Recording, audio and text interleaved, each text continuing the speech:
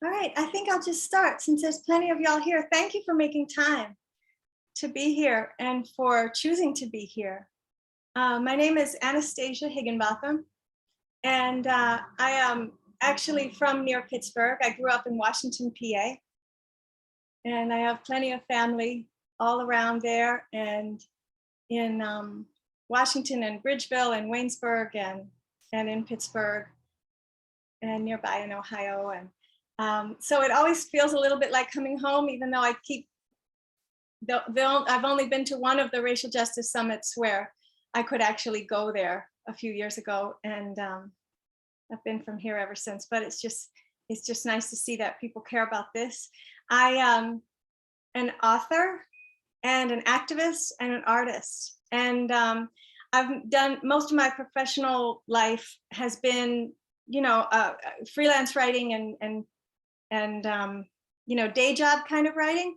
But in 2015, I started publishing a series of children's books called Ordinary Terrible Things. And I created the series so that because I was still kind of spiraling in material from my own childhood that had followed me into adulthood.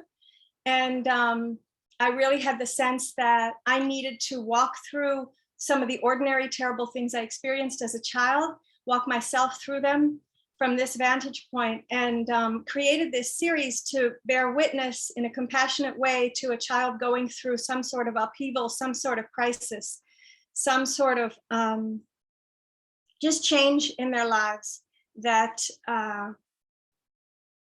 just would allow them to be centered and to know that their lives are real and that what they're experiencing is powerful, and that their lives don't start when they get older. Like whatever's happening to them right now, your parents' divorce is your divorce.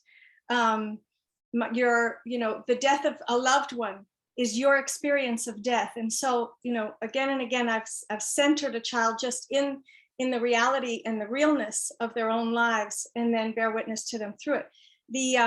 The titles are Divorce is the Worst, Death is Stupid, Tell Me About Sex, Grandma, Not My Idea, A Book About Whiteness. And then the two most recent books, which are for a slightly older audience, are What You Don't Know, A Story of Liberated Childhood. And that really celebrates the fullness of children's identity and imagines some of the conditions in which a child could grow up fully liberated. So it centers Blackness and queerness in a way, but in a dynamic environment of school and home and religious institutions, and the messages coming from the culture, and really just lifts up the voices of the children themselves to imagine for themselves what they want the world to be. And then there is a brand new book coming out in April called You Ruined It. And that one is about after a disclosure of sexual abuse that happened within the family. So my thing is to take real life stuff that happens, the ordinary terrible things that happen, and just allow it to be so and not try to fix it. Now, the book that you're here to learn about is called Not My Idea, A Book About Whiteness. It came out in 2018. I made the book really at the,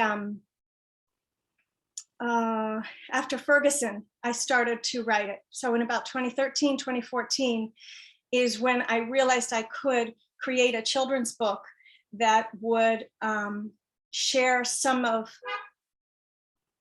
what I was understanding about how to put racial justice at the heart of everything, and then explain to children who are growing up white in this corrupt system that there is a system at play, that there are forces at work, that real liberation comes from noticing that that's happening and being able to notice it in your own mind, notice it in your own family, notice it in the culture, and then make choices about how you want to relate to it, and to really sense into what it is for you, what your experience is. So one thing I want to do, I'm going to share with you an animation of the book that I wrote called Not My Idea, A Book About Whiteness. And it roots the problem of racism in this concept of whiteness, the air that we breathe, and what the culture has deemed as standard and everything else as other, and how warped that is, and to expose some of the lies of that in a way that a very young child can understand, and to really be with them for how painful it is to understand what we've been born into, what our children are born into, and to be able to bear it and to align with racial justice. And so something I would love to ask you to do, if you don't mind, if you have a piece of paper nearby, if you don't want to write it down, it doesn't matter. It can just be on like the back of an envelope, whatever. But I'm curious, if you could choose, just allow to arise 3 words that you,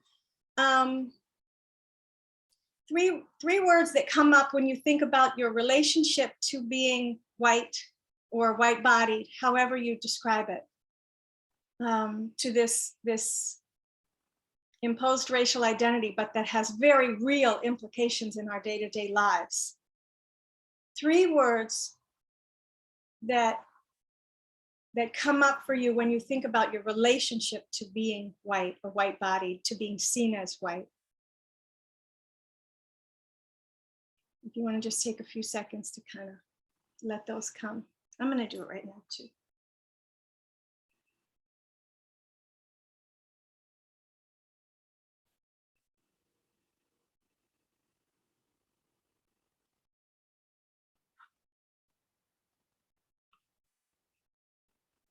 Welcome to everybody who's still joining. I see a lot of people are still coming into the room. I'm so blown away by how many people are here. If you just arrived, I'm Anastasia. I'm the author of and the creator of a children's series, books about childhood. I don't like to call them children's books because really so much of the material that I look at is stuff that we didn't get to fully explore or experience when we were children, and a lot of adults experience needing to excavate and go back through that material as adults. So this material is meant to really speak to that inner child part of you that is still processing stuff that happened when you were very young, stuff that you're conscious of and stuff that you're not, that we are not. So if you have those words, just put them to the side for the moment. We can look at those again later. I'm not going to ask you to share them at this time, but I do want to share with you this animation, and here's my brief instructions for before I share it. As you watch, please allow yourself to just notice what the experience is like for you. So sensations, physical sensations, that you may have as you're watching it and listening to it, emotions that come up, and your own body language. So like, are there moments in it where you feel yourself wanting to lean in? Are there moments when you feel yourself wanting to lean out? If possible, if you are noting or if you want to try and remember, like, when did that thing happen? At what moment did you get a little, that something happened to your body? Also, like, notice if there is no feeling, if there is a kind of a numbness or a sense of like remove.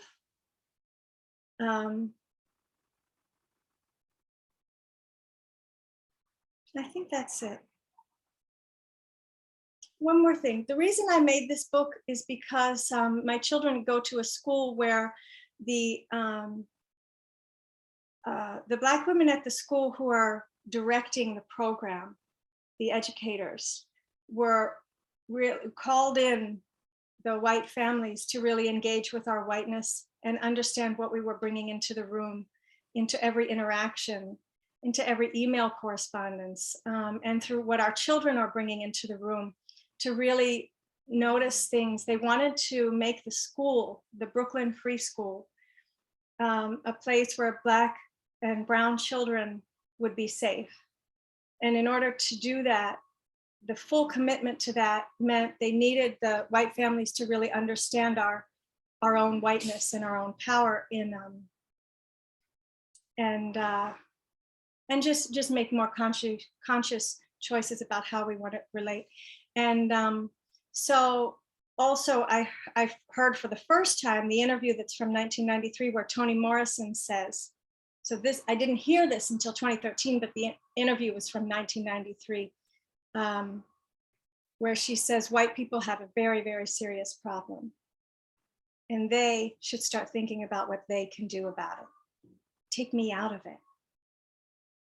And because I had been an activist for so long and in social justice movements, I had never heard it put that way, where I had so much opportunity to get my own shit together, for lack of a better word. And to, instead of having racism be a thing that as a white-bodied person, I could hold it up and say, I care about this too. It became something, once I was asked that question and once I was involved in those conversations to understand whiteness, like almost like being asked to, like, we know you care about this. You know, the women who were calling me in and the other white families in were saying, you know, we know you care about this, so, but I need you to understand your whiteness. Almost like I need you to go out of the room of this conversation about racial justice and come back in through the white door and like really feel into what that is and what you're experiencing in this body. And so that, and the love that came with that toward me and toward the other white families, the love and the opportunity, the invitation to be in relationship where we could really engage with this. It felt like an act of, it felt like an invitation. It felt like an opportunity. It felt like the chance of a lifetime to me. And so that's where I started. And now I'm going to share the book with you. Are everybody cool? There's still people joining, but I'm going to go ahead because we only have the time we have. Thank you so much. Thanks for listening to me.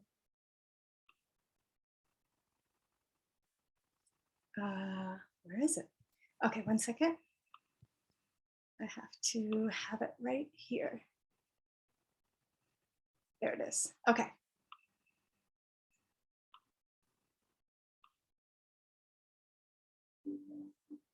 All right.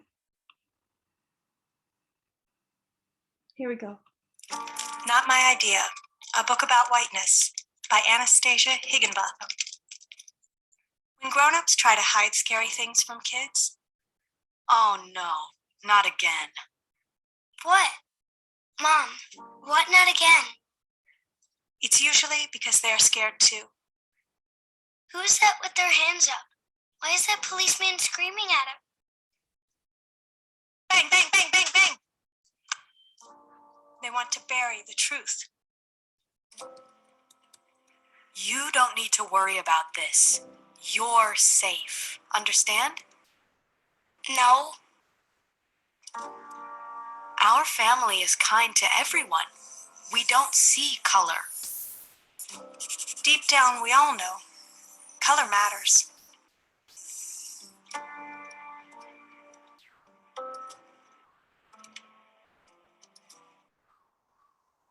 Skin color makes a difference in how the world sees you and in how you see the world. I want to bring my aunt a gift. This will only take a minute.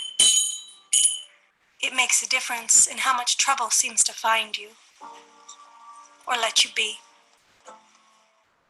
In stores, in cars, on sidewalks, at school.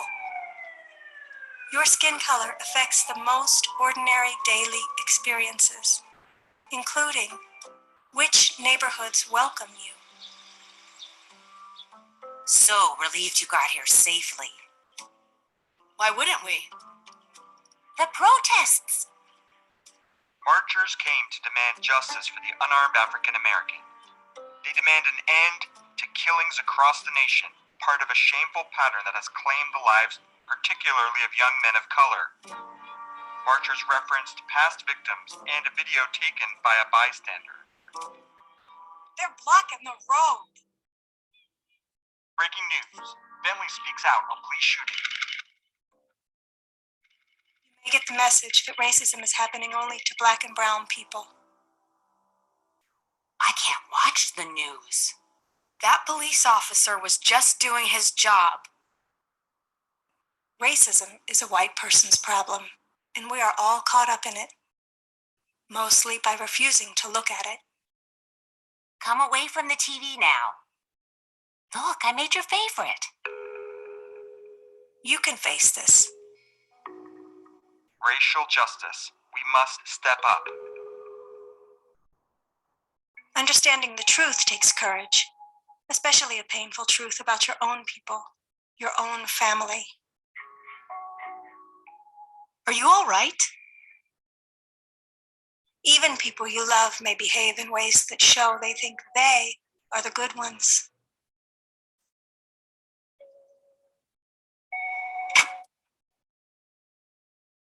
Racism was not your idea. You don't need to defend it. You can bring your curiosity to learn about it and see that it's true. I'll be over here if you need me, okay?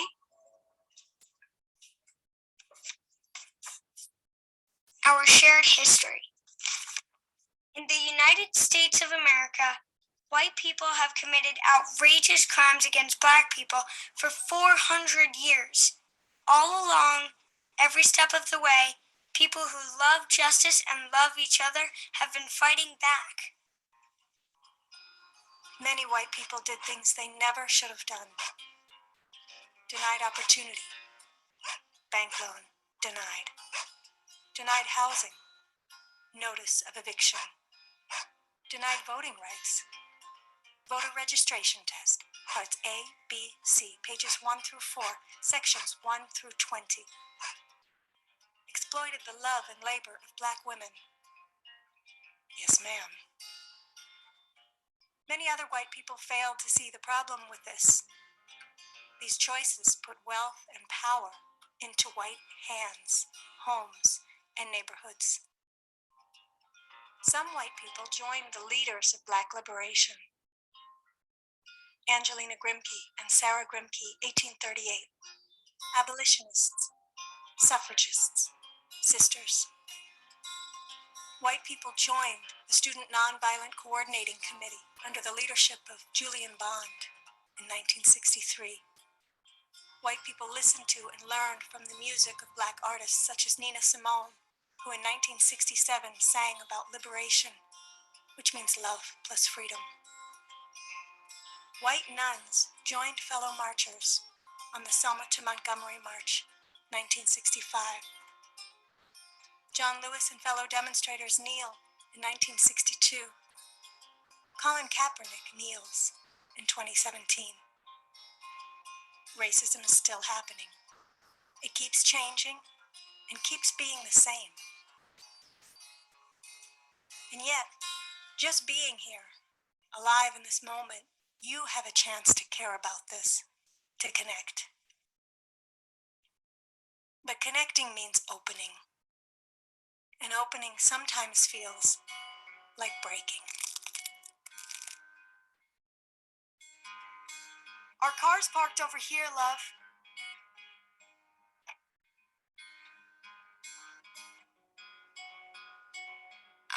Mom, I don't feel good. Uh-oh, should I pull over? I need to know what's going on. What are you talking about? Why didn't anyone teach me real history? I do see color. I see yours, mine, and everybody's.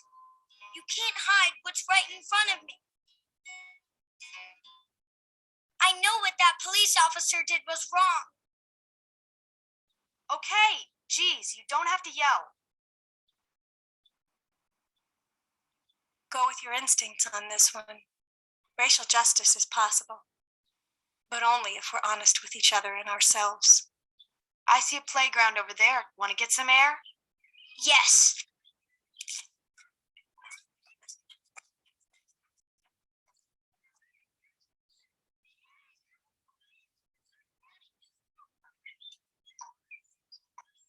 our histories, not all written yet.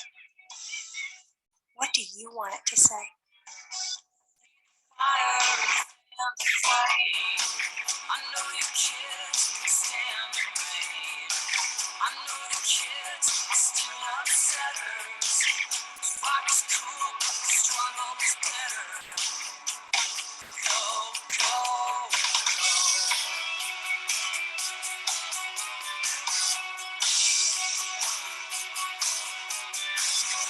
Raise your hands high. Don't take a seat, don't stand aside. This time, don't assume anything. I said this time, don't assume anything. Just go.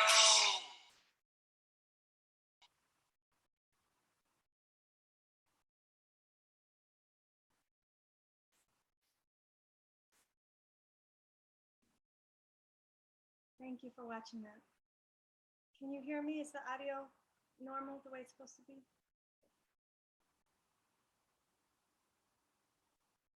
I don't know if at the beginning something got messed up with the screen when my screen all of a sudden went out, but I hope you got to see the whole thing. So let's come back for a minute. Everybody just let's just take a breath. Let's just to come back into, just to make sure we're in our bodies. Everybody to take one breath. It's just about being in your body, in your chair, in your room, feet touching the ground, back or butt in the seat, that whole thing.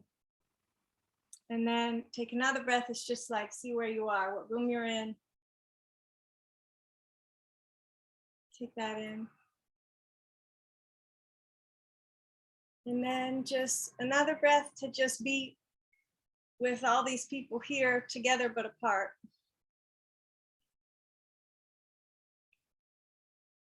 We're all here, we're all in this. Again, I just want to say how grateful I am and moved that there are so many people gathered. So I want to know, I want to give people a chance to talk about, and since we have so many people, we could use some breakout rooms, Nicole. I would love for you to have a chance to talk about with some of the other people gathered, and I really would love to know what it is for you. Anything you noticed that you felt or didn't feel, and I'm not asking for comments on the book itself, really, but just your own experience of it. And I wonder specifically, so any emotions or sensations or body language that you noticed in yourself while you were watching. I mean, I made this book and this animation with the team, and I still experience all the different sensations every time, depending on where I'm at and what the context is, you know, a racing heartbeat, just kind of like tension, things like that. I also am curious if anyone got taken back or to a memory or a moment from your own past, maybe even back all the way to childhood. Anything that you recognize, anything really familiar. Sometimes if you have something that pops up, a moment from your own experience of being, basically of being racialized as a child, or being told this is something you should care about, this is something you should not care about. Because we know that the messages can come that overt and often in very insidious ways of what, how we're supposed to relate to this when we're little and we start asking questions. So let's do that. Breakout rooms are ready to be open. When you are ready, just give me the go ahead, and folks will be provided an invitation to join a breakout room. I will remain in the main room Mhm. in case somebody has questions or issues. You're welcome to pop back at any time. We'll give you 5 minutes and then we'll come back and Anastasia will close us and wrap us up for the day. Okay, So- so here's the question. So here's what, to, if there's, so any of the sensations or emotions or body language that you felt during watching the book, anything you may want to share about that. And then just notice if, and you may not want to talk about this, but anything that, a memory of a moment in your past or an experience, just at least take a moment to notice that anything that came up, because there may be some power there or some clues about something that wants to be healed or held, about your own experience coming up through a really racist and corrupt culture. And whether that you were immediately faced with that in your home, or it was more something where your home was one way, but the world was another way, and all those messages still get in, all that conditioning still gets in. Okay, so I hope that's clear. And if we have 5 minutes, how many people will be in each group based on the math of how many you got, Nicole? It looks like we're gonna have somewhere between 4 and 6 people in each room. Okay, so maybe a minute each, provided people want to share. And I encourage you to, of course, but I encourage you also to know your own boundaries and your own, how you want it to be. Okay, thank you, Nicole. Everybody cool with this? All right, thank you. All participants should be seeing the invite to join breakout rooms. There we go.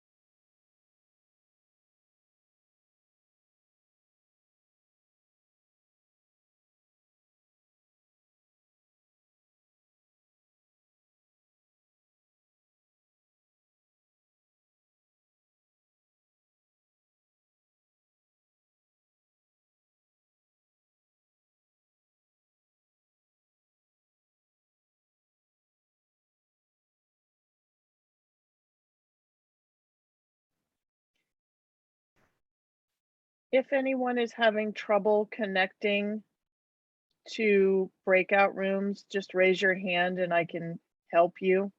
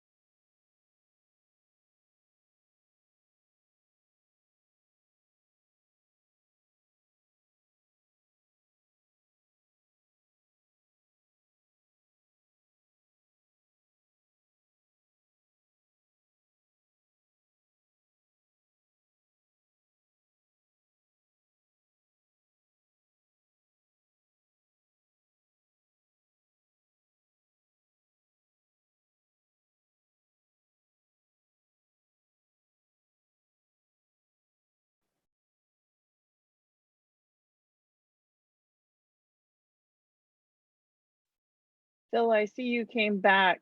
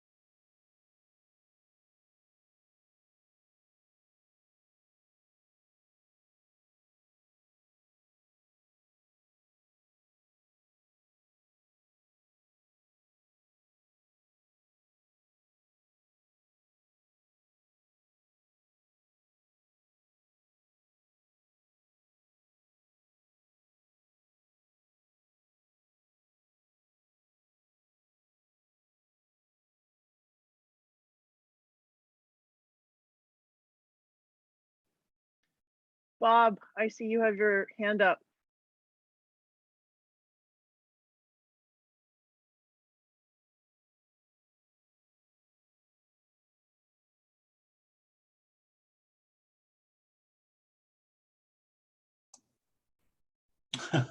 Hi, I'm late to the party. I got delayed. There was a video at the beginning. Is there any chance there's a URL or something that I can look at it on my own? You'll have to ask the speaker when we all come back. We were in breakout rooms and people are starting to return now. So Okay. I'll ask the speaker when she gets back. Sure, great, thank you.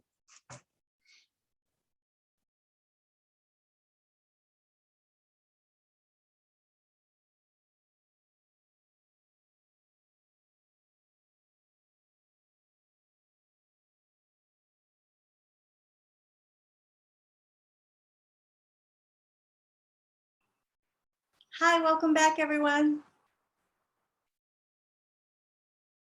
That was nice to be in that group. Anastasia, there was a question about would the video URL be able to be shared? Sure. Yeah, let me grab it. I'll put it, it's free. We, hey, hold on. We still have it up as free. It's on my link tree, but I'm just gonna put it here in the chat for y'all, okay? Sorry, that is some craziness. Let me make sure I got the right one. Okay.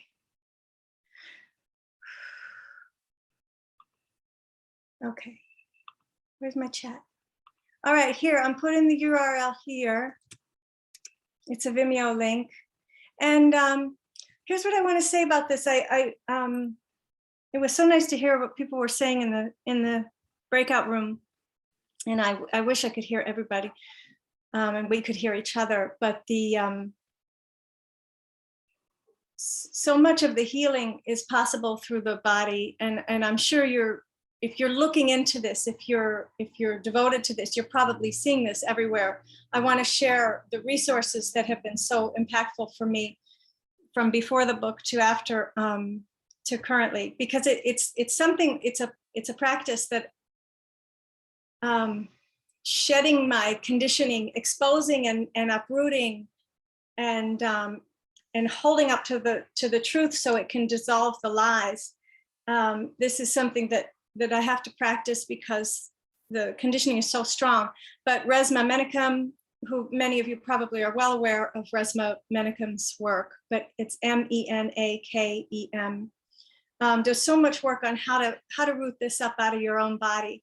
And in all of my workshops with children, especially, and with everybody, want to remind us that this is a body thing. It's not, it is a trait of whiteness culture that we think we can solve it with our minds, and or wish we could solve it with our minds sometimes, but it's really, it's so much deeper than that.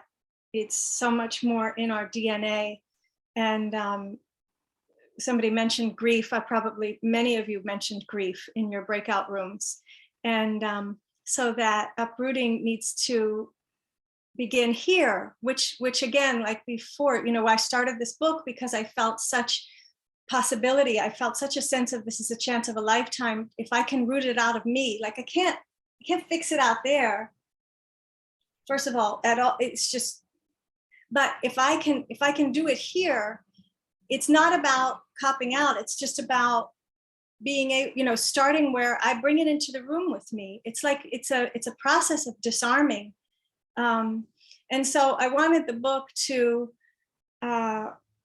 touch those places and poke at those places so that we could feel some of what's tender, what's resistant, what's constricted and tight, what it feels like to open up, what a relief it is to know that there is a path to align. We can choose to align with, there is a legacy of racial terror that is a legacy of whiteness in this country, but there is also a legacy of aligning with Black liberation and centering racial justice in our lives and in our choices. And we can choose that legacy, and that's what I want children to know. One more question I want to ask, and maybe people could just, you could raise your hand if you want to share about this. Look at the 3 words that you put down at the beginning about what is your relationship to being white or white-bodied. And did anybody's words change from the start of this call to now? And maybe they didn't, but if another word comes to mind, would you let me know so I could hear from you? Diane, I see your hand up. I'm gonna ask you to unmute. Diane, she, her? Yes, I'm here. That's frightening.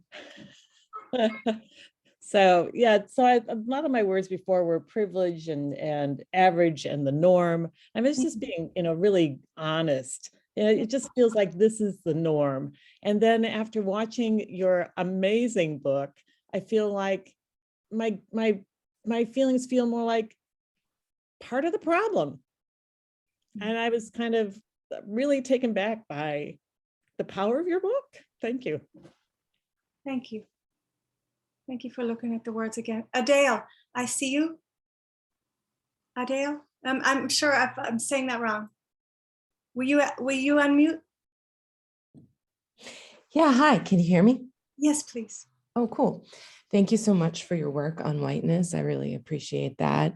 I think one of the things that came up for me in the book was exciting is the part about the Grimke sisters and establishing a legacy of white anti-racism, and seeing specifically as white feminists, the Grimke sisters and their work around anti-racism was a source of pride for me, and thinking about the possibilities of and the histories of white resistance to racism. And I think it's important that we establish those histories alongside of histories of oppression and white supremacy, and specifically for children, in order to give them role models for resistance, right? And to move, like one of white people's problems and some of the emotions that probably came up for folks with shame and inertia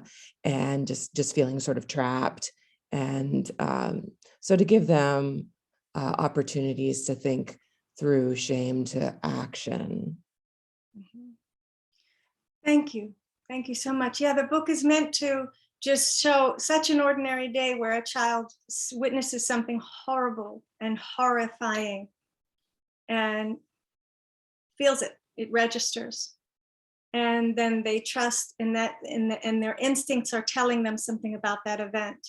And so that really all the book does. It doesn't solve anything except to say, turn toward that. Yeah, and I think establishing the main character, right, as somebody who stands up, right, somebody who takes their feelings and voices them and gives voice to them. And we often feel alone in our feelings, but being able to connect them with others that are also feeling uncomfortable and like they want to do something. It's powerful. I want to, yeah, thank you. I want to share something quickly. We have, I know we only have limited time left, but I want to take you through the last few pages of the book for a second. Where is that? Okay, here, I've got it. I'm going to share the screen. So I want to say the names of the women who helped me make this book. Reverend Angel Kyoto Williams. Reverend Angel Kyoto Williams is a Zen priest. Loretta Ross, who teaches a lot of online classes and education around dismantling whiteness and white supremacy in ourselves first and in the world, everywhere else next. Loretta Ross, and a woman named Nolika Anderson, who her podcast is called Raising Rebels. And there are many more besides this, but there was one of the things that Reverend Angel really pointed out to me, she is a queer Black Zen priest who I knew from when we were 22 years old in New York City being feminists together. But now their teachings are so loving and so encompassing, but so uncompromising and unyielding about centering racial justice first and centering our instinct. The most important thing I want kids to get from this book is that the liberation they're fighting for is their own. The liberation we're fighting for as white people is our own. This is not an issue that's happening to someone else and we're going to help them. It is helping ourselves and our children learning to help themselves out of a corrupt framework, out of a corrupt system, out of something that was not their idea. The cover of the book, I'll go to that in a minute, but the cover of the book is this child on their knees in a boat with like kind of held in on one side with barbed wire and the kind of fence that they have at public schools and prisons, and floating on this water that, what is the water? Is it the Atlantic Ocean? Is it Schitt's Creek? Is it downriver? Like it's all three. And toward this tree that kind of goes over this defiled tree by so many lynchings, and there's an actual burning cross in the sky on the cover of this children's book. And I did that on purpose because I believe that imagery of systemic racism, of racialized oppression, and the violence of whiteness is like a white child who's going to learn about this, they start out inside of that. And racial justice education is the path out, not out of the reality of it happening, but it's a path toward what is your instinct? That was not your idea. That is horror, and it's real. And it's still going on in different forms. So the path to liberation is to just know that. And so it's not your idea. And yet this is a chance of a lifetime. You are born into a time where you can align what you sense is just with how you move through the world and how you relate to other people and how you relate to yourself. So this child doesn't hate themselves at the end of this book. My book currently is being used to, politicians are using this book. They're really into it. using the book to, they love this page where I make explicit the deal, the contract that binds us to whiteness. And, you know, we get stolen land, stolen riches, and special favors. And whiteness gets to mess endlessly with the lives of our friends, neighbors, loved ones, and all Black and brown humans for the purpose of profit. It also gets our soul, right? So, and it's meant to, you know, I'm not depicting a white person as the devil here. I'm depicting a system that is evil and calling it, you know, I'm telling the truth to shame the devil here, and showing that a child can see it. When we make explicit what is currently subtext, it's like, don't notice that. And we don't, you know, the legislators right now, the politicians, they don't want us to teach it. But the teaching it allows the white children, and you know, each of us has a story in here about finding out we were white when we were kids and what that even meant. And the opportunity there is to release them out of the shame and the self-doubt of being born into, like, what am I part of? I didn't sign on to this. And so what the politicians never do is read or engage with this spread, where it says you can be white without signing on to whiteness, and tells a story of Juliet Hampton Morgan, who I didn't learn about until I started reading this, stories of white racial justice activists. Juliet Hampton Morgan was a white librarian who fought for racial justice in Montgomery, Alabama. When Juliet was riding the bus and the white driver would refuse to pick up a Black bus rider, even after collecting their fare, this happened all the time. I learned it as an adult. Juliet would pull the emergency cord and raise HE double hockey sticks until the driver did his job. And I was sure to put this in here as an act of love. That's an act of love for herself and the community to which she belonged. So she's not seeing herself as belonging to the terrorizing, colonizing legacy. She's a community of that bus and the people just trying to get from point A to point B. And she felt that. She didn't read a book. She didn't take Resma Menakem's class, you know, like it, and we get to do that. We get to do this together. But she just sensed that, like, I'm not riding. I'm not going to take this ride. You know, it's intentional that I put that kid in the car being taken for a ride throughout the book, just taken for a ride. And then finally at the end of the book, the kid's like, I'm out of this. Get this freaking belt off of me. I'm out. And I don't know what I'm going to do, but I'm out. And one of the things that Reverend Angel, and I want them to, you know, to know this disruption is love. It's a way to show love to ourselves and a way to belong on the side of love instead of all the other things we've been told are the sides that we have to take. The side of love is the one that will keep us oriented in the right direction. And Reverend Angel is the one who said to me that I needed to prepare the child reading this book or the person reading this book for the rejection they may experience when they start speaking out against white supremacy in their own selves. We're going to find our resistance, but also in our families and in our partnerships, and prepare the child. That's why the book ends, the story ends with the child alone. You know, your history is not written yet. What do you want it to say?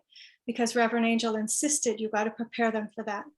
And so one of the things I do, I'll just share that when I'm with children, we make collages that answer the question, your history is not written yet. What do you want it to say? We make collage with the same materials that I use, or they can just write it and make notes. I know we're over time, so I'll finish here in a minute.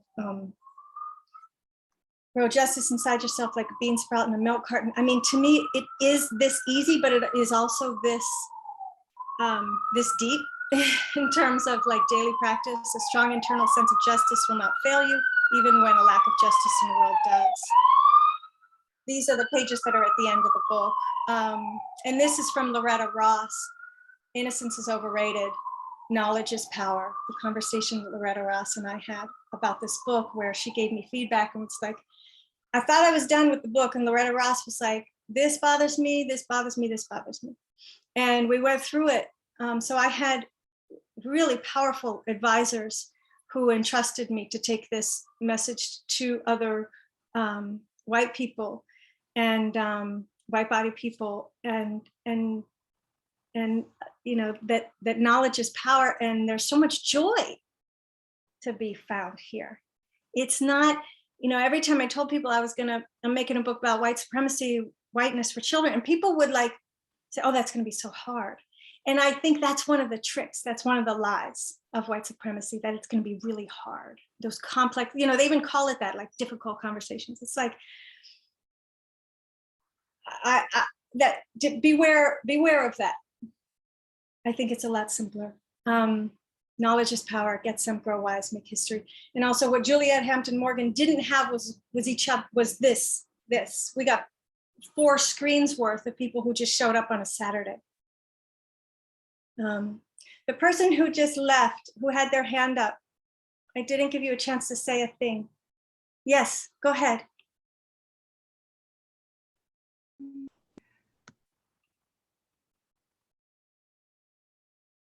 Can I hear you? Can you unmute? Oh, sorry.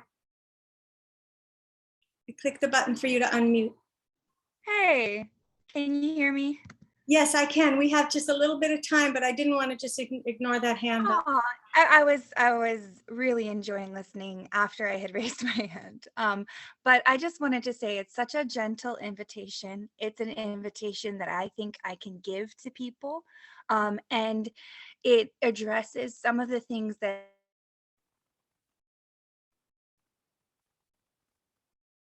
Uh-oh.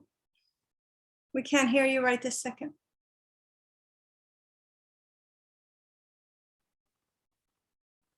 Sorry, Hannah. you address that right away. You say it wasn't your idea, but be curious. I love that you use that word curious. So thank you.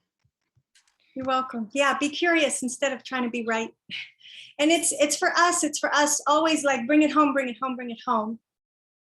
The last thing I want to say, because I know we have to go, and I wish I could hear more from people. Please find me on Instagram at @Higginbooks. Let me put this here.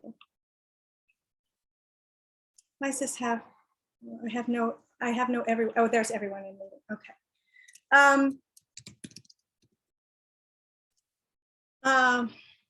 What did I want to say? Oh, the Mississippi, Florida, Texas. Tennessee. There's some laws that already have. Idaho, I think, they passed laws, and this book is not only being banned, but there's a lot. A man named Christopher Rufo is generating a lot of, doing a lot of dog whistles to stir up white ire around my book in particular. But it's a move that, like, my book gets held up, but what they're doing is then legislating to censor and ban books by Black and Indigenous authors and Asian authors and queer authors. That's who's on the list, but they don't have the guts to hold up a beautiful book like Hair Love and say, we should ban this. This is teaching Black children to love their hair and love themselves and love the culture and the riches of their own family. And he doesn't have the nerve to do that, but that's on the list behind my book, which is meant to be incendiary. And behind that, they've got hundreds of books, and by the obvious ones too, Ibram Kendi and Nicole Hannah-Jones and 1619 Project and Jason Reynolds, these stellar, beautiful authors, and the idea that we're doing something right and that's why we're getting banned is it's kind of like, ignore that, because what it's effectively doing is putting teachers and librarians in a really hot seat. But teachers and librarians who really care about what they're doing have always been in those hot seats. So my last thing to say is to the good news is the Mississippi librarians are pissed that their state auditor is trying to ban these books all of these books, not just mine, but all of these books that are, center racial justice and center Blackness and celebrate queerness and all that stuff. So, if you know librarians and teachers in all the states, but it's up to us. We do need to, and we do get to pay attention to this censorship thing that's happening. And just if any of you felt the expansiveness during at any point of the story, follow that, follow that sense of what is possible when we align with love and with each other and support each other, instead of I'm more racist than them, but I'm less racist than them. Like when we let some of that shit go and we step into our own sense of what justice is, and we plant that and cultivate that and support each other to do the same and reach out to each other when we want some extra support for that, and let's strategize. We get to do that. So and I'm there for any of you, to the extent that I can be. Instagram is just the easiest way, but I'm on Facebook too, just my name. And thank you so much. Thanks for letting me go over. I was told that I could, and so I took advantage. No problem.